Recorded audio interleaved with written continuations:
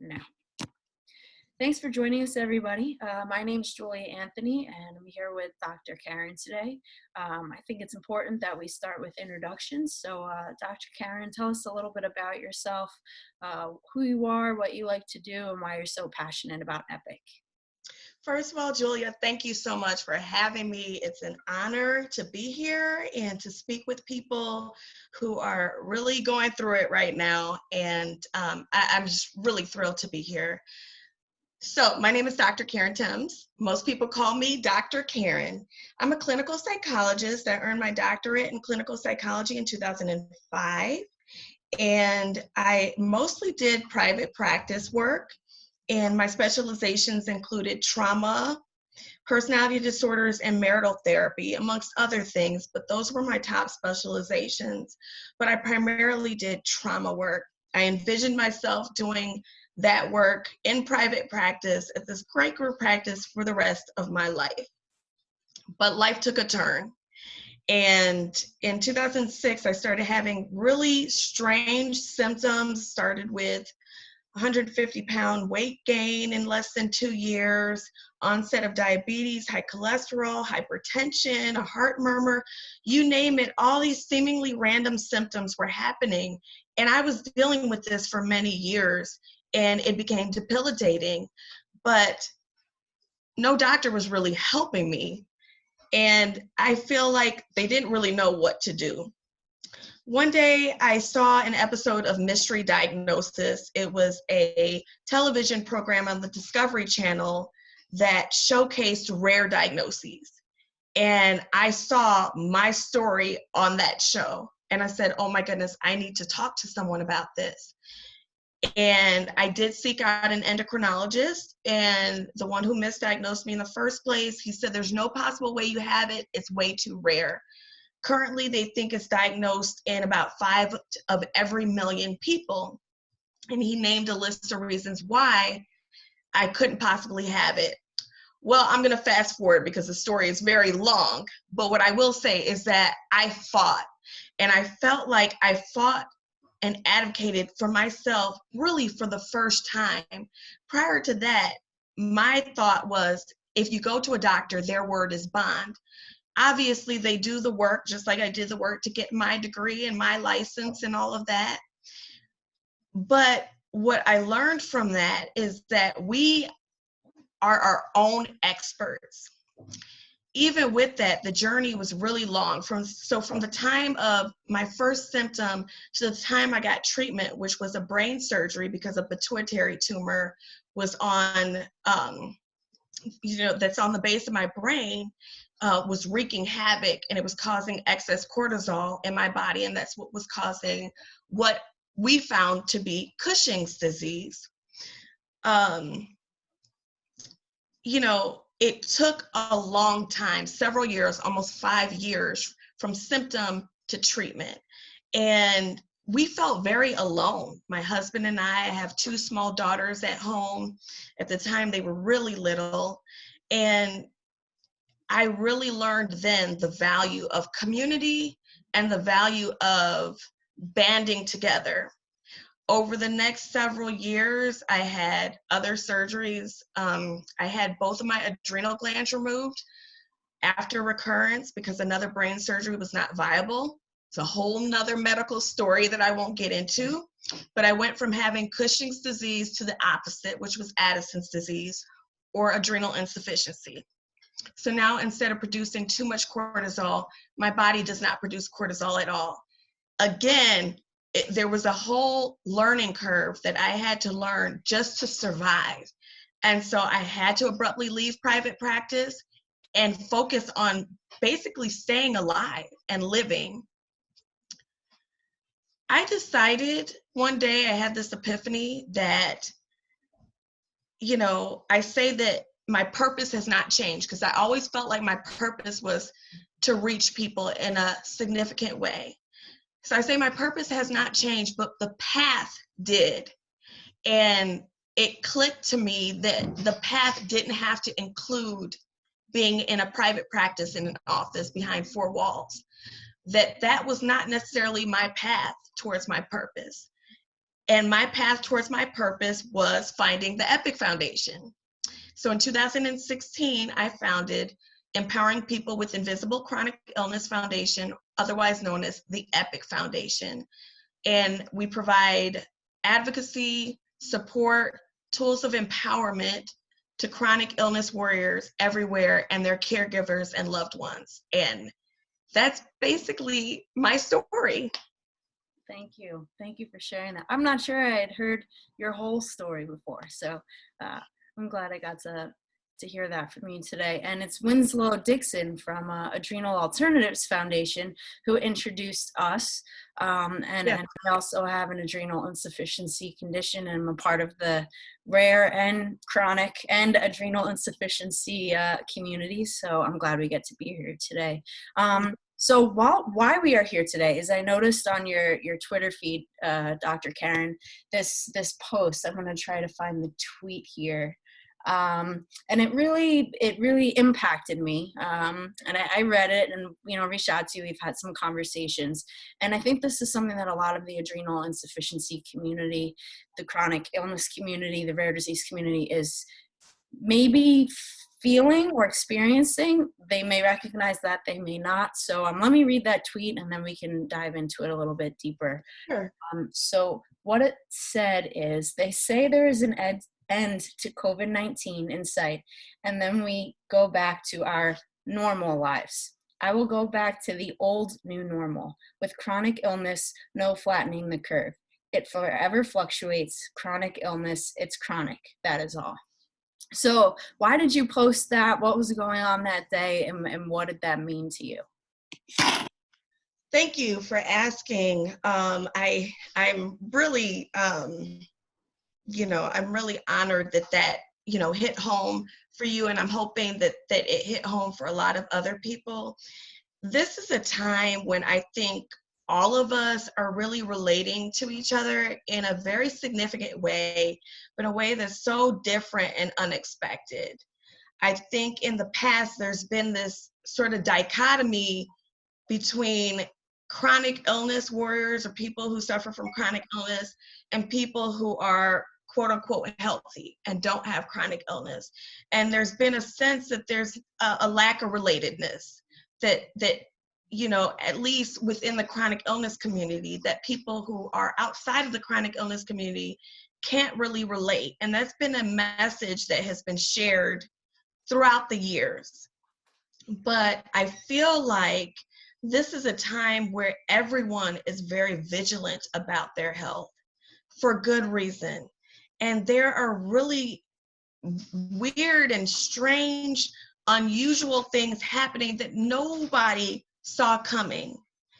And so the world as a whole is trying to get used to this new normal and trying to define what that looks like and what that is. What is new normal for us? Staying at home, quarantine. People are, going stir crazy sitting at home because they're used to getting up at 6 o'clock in the morning and getting ready for work rather, and going to a job. And so everyone's adjusting to this new normal. But I want to preface this by saying, I want to validate for everyone who's listening in that this is a traumatic time for everyone. And the goal here is not to dismiss or minimize what any of us are going through. As a clinical psychologist, I know that abrupt changes like this, especially when they impact our lives in such a way, are experienced as trauma. And we know that traumatic experience re-trigger past traumatic experiences. And so a lot of us are reeling because on an unconscious level, those past traumas, whether it has to do with our illnesses or any other form of trauma, they're being relived by our bodies. And we're experiencing them physiologically, physically, emotionally, mentally. Our psyches are internalizing them. So I want to validate that for everyone, first and foremost. That being said, I did want to convey the fact that, yes, this is a time where people who have not experienced this sort of trauma with illness and with the adjustments that we have to make are seeing what can happen when your life flips upside down, basically. So when I said that I have to go back to the old new normal, I've already experienced a new normal. Chronic illness warriors have had to adjust to a new normal, and whatever that looks like. So for me, Julia, what that looked like was having 30 clients that I was supposed to see one week and literally having to write them letters within 2 days and abruptly leave my practice. That looked like me being bedridden for a couple of years and not even being able to move my feet, having to be carried to the bathroom, having my mother-in-law and my mom have to bathe me, having difficulty breathing, having crisis situations where I have to take this emergency shot and be completely dependent on others. There was a complete learning curve that I'm actually still in after several years of living with this. I've had my adrenals removed since 2013. That is 7 years. So imagine 7 years after having lived with Cushing's, even learning this new set of rules to stay alive even. And then beyond that, learning how to go from staying alive and being in survival mode to thriving, which is, empowering myself to thrive, which is to claim my rights, to have authority, to have the best care, the best rights, the best quality of life that I can have. All of that has been a part of this learning curve. But, we talk about things like the spoon theory, spoons representing energy, and using that to explain to people how we have limited energy. We talk about why we can attend some events and then 2 days later not attend another event. And it's been very hard for people to understand that while we adjust to that new normal ourselves. Now we've got COVID-19, and there are a whole nother set of rules on top of the rules that we've already adapted to. It's wild. It's wild because we have so many considerations on top of what everyone else is thinking about in terms of how do we survive this illness. I don't know about you, Julia, but I've already lost people in the community to COVID-19. And it's scary. It's scary thinking that we have to arm ourselves with extra precautions and extra things that we need to do in order to survive all of this. It's really a lot to think about when you think about it. Everyone's talking about going back to normal. What does that look like? That looks like people going back to their offices, kids going back to school, etc. But for us in our community, what does normal look like? And that's really the question that I was trying to provoke out of people, to really sit and think about that. Yeah. I mean, that is certainly what I felt, and I'm glad that we're having this discussion now. I hope that after people see this video, we'll be able to have a group discussion about people's experiences regarding what you're talking about. For me, your Twitter posts had helped me realize this feeling of, the whole world right now is asking the question, how do I mitigate risk for myself? Do I go out? Do I go to the store? Do I stay home? Even if I get food delivered, can I touch the bag it came in, and no contact delivery and all this stuff. And, on a daily basis, as someone who has a rare and chronic illness, I'm asking myself, am I putting myself at risk every day? Because of my adrenal insufficiency. And when that is not socially accepted, or it is not the prescribed norm for the entire world, even though that is the norm on a regular basis outside of COVID for people with adrenal insufficiency or chronic illness, there are some socio and what's the word I'm looking for? I'm not a therapist. um, just relationships with people, and how Yeah. you're able to relate to people and be a part of this world, and socialize or not socialize, that are impacted. And now the whole world's kind of feeling that and reeling from it. And I also don't want to invalidate what the whole world is going through. But from a chronic illness and rare disease point of view, um, my day doesn't feel that different than it usually does, except now maybe I'm hyper vigilant, but I'm always at a level of vigilance that might be higher or more acute and aware than other people because of my underlying condition. So I find that really interesting, and I'm hoping that other people will be able to share their experiences with this as well. My dog is back there, so sorry. There's some noise. That's So okay. Thank you, what dog. services is Epic offering for people in the adrenal insufficiency and chronic disease, and illness communities right now in light of COVID? I know April is Adrenal Insufficiency Awareness Month, and a lot of the light is being shined on COVID specific education, which is obviously important. But what specific things would you like to shout out Epic for?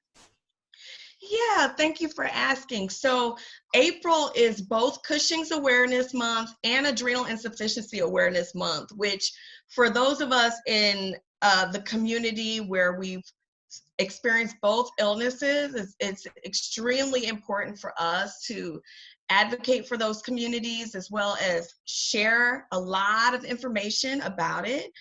There's a subpopulation of Cushing's patients who, like I said, either acquire secondary adrenal insufficiency or primary adrenal insufficiency, depending on their course of treatment for Cushing's. And so it has been very important for us to shed light on that, because people in the Cushing's community as well have compromised immune systems and are really, really having a hard time. Many people are bedridden, many people need extra help. So those things were important to me. But also, the Epic Foundation supports all people with chronic illness. And so I've heard many stories of people who are just afraid. They're scared. They need support. They need help. And that's what we're here for. We're advocates. We want to walk them through whatever they're going through. I have a team of advocates who are there to provide emotional support.